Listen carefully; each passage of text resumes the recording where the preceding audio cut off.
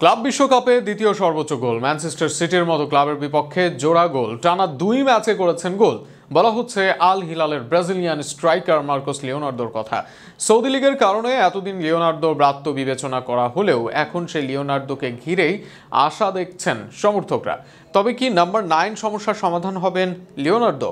সেসব সম্ভাবনা নিয়ে বিস্তারিত থাকছে প্রতিবেদনে।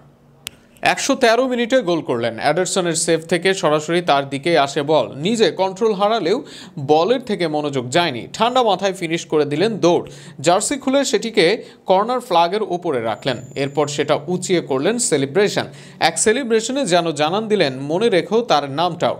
আল হিলালের হয়ে এদিন দুইবার বল জালে জড়ান লিওনার্দো, দুইবারই গোলটা দরকার ছিল তাদের। ম্যাচের শুরুতে বার্নার্ডো সিলভার গোলে এগিয়ে যায় ম্যানচেস্টার সিটি।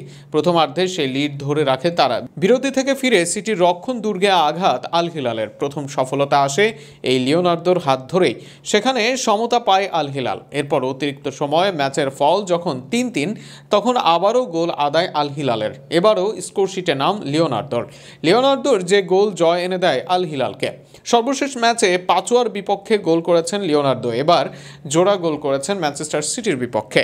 আনহেল ডি মারিয়ার পর ক্লাব বিশ্বকাপে দ্বিতীয় সর্বোচ্চ গোলদাতা লিওনার্দো, যেখানে মারিয়া একাধিক গোল করেছেন পেনাল্টিতে, সেখানে পেনাল্টি ছাড়াই 3 গোল আদায় লিওনার্দোর। ক্লাব বিশ্বকাপে লিওনার্দো গোল করছেন এমন নয়, অনেক আগে থেকেই নিয়মিত গোল করছেন। ভিটোর রক অ্যান্ড্রিকদের সঙ্গে তার নাম আলোচিত হতো বেশ। অনেকে এই দুই তারকার থেকে তাকে এগিয়ে রাখতেন সবার আগে।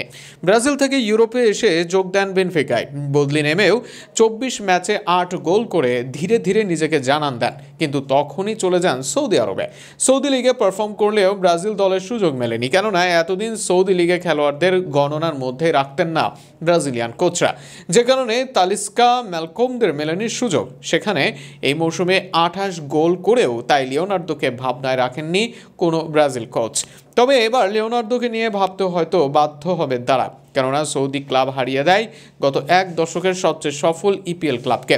আল হিলালে খেলেই জাতীয় দলে নিয়মিত নেভেস, সাফিজ, ইয়াসিন বুনো, কোলাবালির মতো খেলোয়াড়রা, এমনকি জাতীয় দলে পারফর্মও করছেন তারা। সেখানে তাই লিওনার্দোকে সুযোগ দেওয়া যেতেই পারে। ম্যানচেস্টার সিটির বিপক্ষে যে জোড়া গোল করতে পারে তার প্রতিভা নিয়ে সন্দেহ থাকার কোনো কথা নেই। কার্লো তাই পোচার নাম্বার 9 হিসেবে সুযোগ দিতে পারেন 22-এর লিওনার্দোকে। লিওনার্দোর ব্রাজিলের সমস্যা সমাধান হলে তাতে ক্ষতিও বা এমন কি হবে?